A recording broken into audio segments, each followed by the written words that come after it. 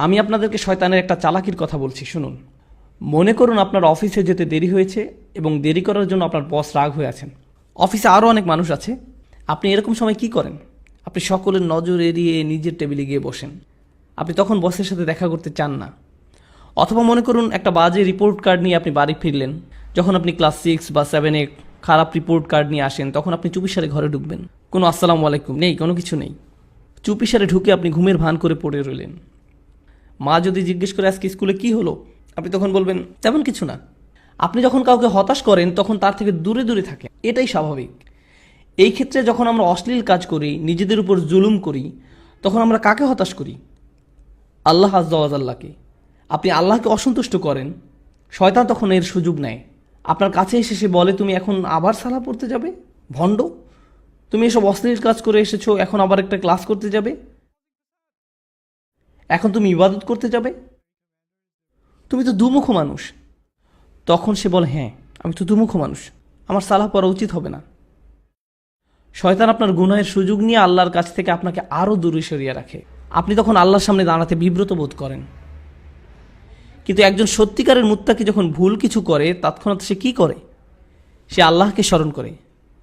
জাকারুল্লাহ ফাস্তাগফিরু লিযুনুবিহিম, তারপর তার আল্লাহর কাছে ক্ষমা চেয়ে নেয়।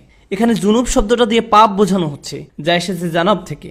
জানাব দিয়ে মূলত বোঝানো হয় এমন একটা পাপ যার কারণে আপনি অসম্মানিত বোধ করেন, এমন কোনো কাজ যার কারণে আপনি লজ্জিত, বিব্রত। আর তারা আল্লাহর কাছে ক্ষমা প্রার্থনা করে তাদের কৃত লজ্জাজনক কাজ থেকে। ওমা ইয়াগফিরুয যুনুবা ইল্লাল্লাহ, আল্লাহ ছাড়া আর কে গুনাহ ক্ষমা করতে পারেন? আপনি আর কার কাছে যাবেন? কোথায় যাবেন? আল্লাহ ছাড়া আর কে জানে আপনি আর আমি কি কি ভুল করেছি। আমাদের গুনাহের খাতায় বহু জিনিস আছে যা আল্লাহ প্রকাশ করেননি, শুধু আল্লাহই সেসব জানেন। সেসবের জন্য আল্লাহর কাছে আমাদের ক্ষমা চাইতে হবে।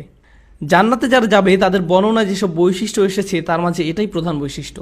উলাইকা লাহুম জান্নাতুন তাজরি মিন তাহতিহাল আনহারু খালিদিনা ফিহা, তাদের জন্য প্রতিদান হলো তাদের পালনকর্তার পক্ষ থেকে ক্ষমা এবং জান্নাত, যার তলদেশে প্রবাহিত হচ্ছে প্রস্রবণ। এখানে যে শেষ কথাটি আপনাদের আমি বলবো, আমার ফ্যামিলির সাথে একবার শপিং মলে গিয়েছিলাম। সেখানে এক মা তার ছেলেকে ভীষণ বকা দিচ্ছিলেন, আর ছেলেটা চিৎকার করে কাঁদছিল। মা ছেলেকে কষে একটা চরও বসিয়ে দিল।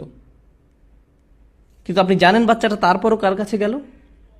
এরপরও বাচ্চাটা মাকেই ধরে রইল, তার মাকে ছাড়ছে না। চারপাশে সব কিম্ভূত কিমাকার বিশাল বিশাল অচেনা মানুষ, সে তাদের কাছে যেতে চায় না। যদিও তার মা তার উপর রাগ হয়েছে, হতাশ হয়েছে, তাকে বকা দিচ্ছে, কিন্তু তার আশ্রয় সুরক্ষা সে কার কাছে পাবে? তার মায়ের কাছেই। এই দৃশ্য আমাকে ভাবিয়েছে, সুবহানাল্লাহ। যখন আমি আপনি গুনাহ করি, যখন আমরা আল্লাহকে হতাশ করি, তার অবাধ্য হই, আমরা কার কাছে যাব? আমাদের আর কোথাও যাওয়ার আছে? আমাদের আর কোথায় যাওয়ার আছে? তাই আমরা আল্লাহকে অসন্তুষ্ট করলেও, আর আল্লাহ আমাদের যেমন দেখতে চান তেমন আমরা হতে না পারলেও, সত্যিকারের মুত্তাকি কখনোই আল্লাহর উপর আশা হারায় না। আল্লাহর উপর আশা হারানোর অনুমতি তিনি আমাদের দেননি। লা তাকনাতু মির রাহমাতিল্লাহ, সত্যিকারের মুত্তাকি কখনোই আল্লাহর উপর আশা হারায় না। আল্লাহর উপর আশা হারানোর অনুমতি তিনি আমাদের দেননি। এই আচরণ আমাদেরকে রপ্ত করতে হবে।